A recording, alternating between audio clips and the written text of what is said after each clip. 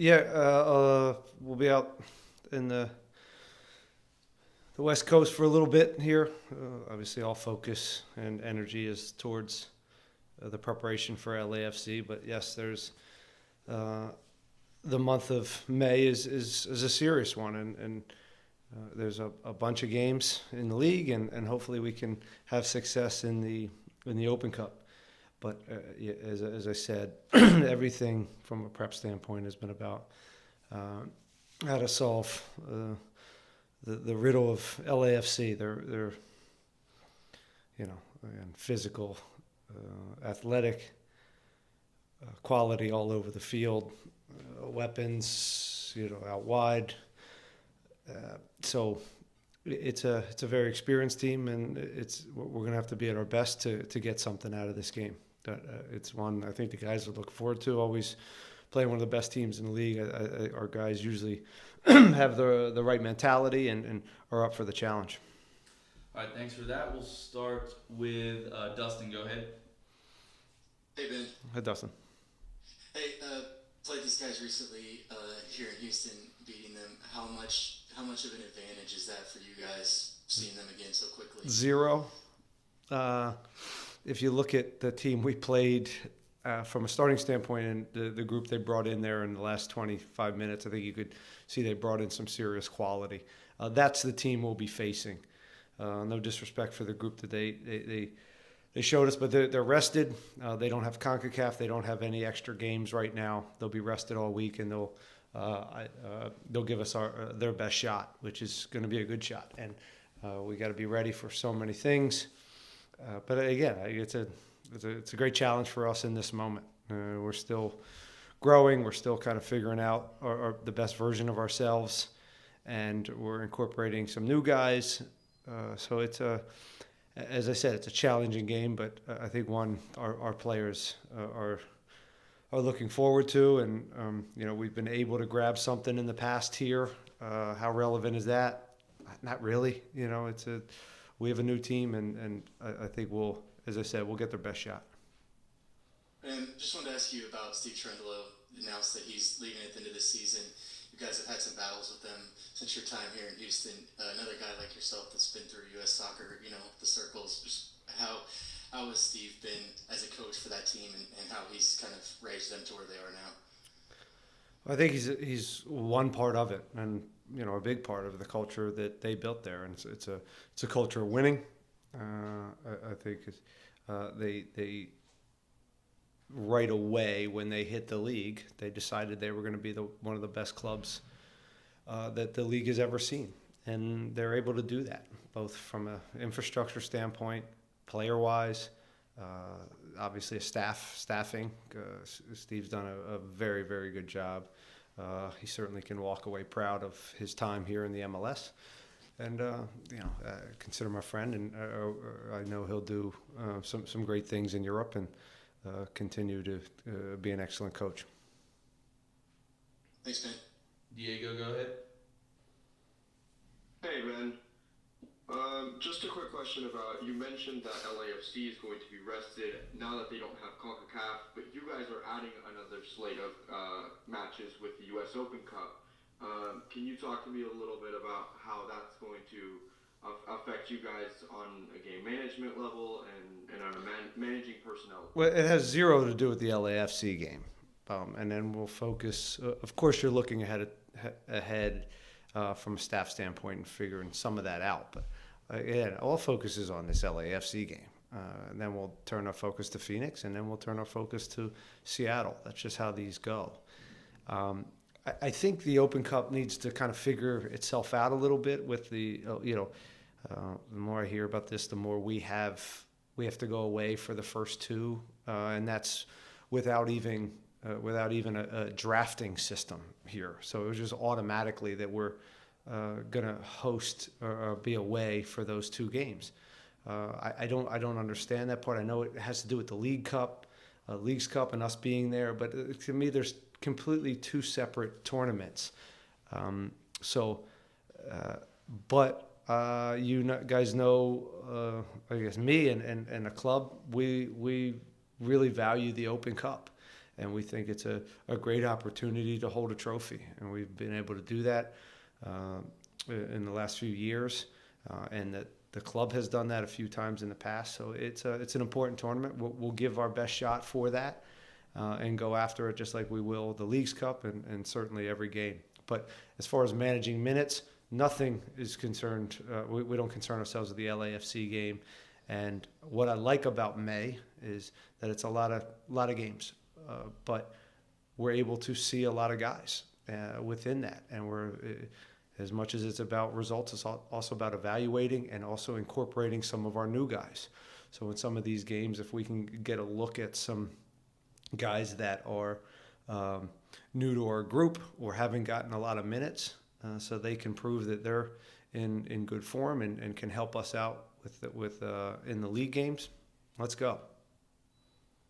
And this time you guys face LAFC at their house. Can you talk to me a little bit about just the feeling of playing at BMO? We've talked a little bit about how playing in away stadiums provides a little bit of a challenge, but can you talk to me a little bit about your experiences working and managing at that stadium? It's no different than any of the other great stadiums that and great environments that this league offers. It's great. You gotta use it. You gotta let it fuel you and embrace it. It's again, there's nothing like getting something out of road on the road, and it's just again opportunity. I think these guys are seasoned enough that they understand the energy and that comes along with that building. And most away buildings that pack it and give good energy. But it's a great place. It's a great venue. It's a wonderful stadium. So looking forward to it. Thank you. Herman, go ahead. Hey, man, we spoke about the previous match with LAFC, but I'm curious. We know the theme early on the season has been the team still in construction. I want you to reflect in the past month. It was a good April for the Dynamo, and that LAFC game kind of served as the spark plug. How much has your team changed in this 1 month? Just your reflection. Sure, I think we've leveled off is the term we're using. We've kind of steadied the ship for the moment, but this league it's fast and furious, and you got to just keep growing and trying to get results as we still figure ourselves out. But we're under no illusions of who we are right now, in that I think we have a pretty clear idea of what makes us at our best and some things that we need to avoid. But we've got a long way to go. As I said, this is kind of, rounding out this first portion of the year, and from now till the summer, it's about incorporating new guys and still, putting that on top of a group that is starting to have a better identity, a better picture of who we are. And we saw a lot of activity at the end of last week and early this week. Eric Spianchenko, one of the cornerstones in your time here at the Dynamo, signed an extension. Just want to hear your thoughts on the extension and Eric. Eric's done a great job. From the second he got here, we became a better defensive team. It's not me just saying that. It's data will back you up on that. And he's also has leadership qualities and has given us a lot of experience in the back line and that on the field, but also off the field in the locker room. And he's a very good guy for the culture here as well. Thank you, man. Safe travels. All right, thanks. Jorge, go ahead. Good morning, Coach. Hi, Jorge. Coach, just wanted to ask you about how you plan on implementing the new guys, right? What the status was on Toyosi. We see that Pablo Ortiz is here in Houston, and just doing Holmes as well. As far as incorporating them, Jorge, I said it's crash course of giving them kind of a download of the game model and what we do on set pieces and a lot of the smaller details of what we do. It's a lot. It's a lot of information to catch them up on, but it's also they just need to get out there at times. It's not going to be perfect, and with a lot of games coming up, it allows us an opportunity to see them because we can't play 13, 14 guys every game. We're going to have to mix it up, and they're going to be a part of that. And that's the quickest, best way is to just throw them to the wolves. And I just wanted to ask on the status on Teosi's and Pablo Ortiz's visas. Yeah, Tosi. Yeah, Pablo's ready to roll, and Teosi does not have his yet, but he's working on it. Thank you, Coach. Best of luck tomorrow. All right, Jesus, go ahead.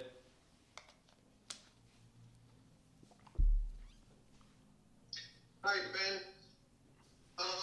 Last week I asked a question about you, your coaches, how much you guys talk about lineup. I kind of wanted to follow up on that, but just kind of ask, now at this stage in your career, how much joy do you still find you and your coaches, playing with the lineup, playing with the players, positioning, like finding new ways to make this team better? How much joy do you guys still get from that? I know that it's a serious game, right? But is there still that joy that you find in these coaching things?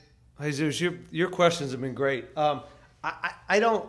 Thank you. We should find more joy in it. Yes, in general, we should find more joy in our job. But it is, figuring out lineups and pushing each other in the kind of the coach's locker room about tactics and are we clear enough and are we good enough to do this or are we underselling them in this moment or can we it's that dialogue is it's super healthy and I said last week we have Josh Wolf in there now, Juan Guara, who's been a head coach for Phoenix. Kenny Bundy has a whole wealth of experience, and in particular, sometimes with young kids and bringing them up. Tim Hanley, Aurelian Collin, who has his own experiences as a defender. We have a lot of personality in our coaching room, and I like that. And I've always talked about having guys that complement me, and I certainly have a lot of deficiencies, so always trying to hide those. With really smart people around me, and we have it can spill over. I think sometimes it is emotional, but joy, it's not the first thing that comes into mind, Jesus, but it should be. It should be because we're very lucky to. It's a good group of men, and I think we challenge each other enough, and it's a similar time that I feel when I first came here for the first probably 4 months, where we were tinkering and figuring this out, our new identity, with giving up a lot of players down our spine and incorporating new players, and what do those profiles add to our group, and what can we tweak? How are we staying true to ourselves and what we want to do, but tweaking some things because we have new players and they have different qualities. So there's been some joy. It's been fun at times, and very, very challenging, which has been healthy. And then my final question, Linger has come in and made an instant impact. Obviously, you guys, saw him play overseas, saw him in training. But once you actually saw him in games, what's one thing that surprised you about what he can do on the field? Sometimes you are, Jesus. Sometimes you are surprised that this player has this that you didn't know about.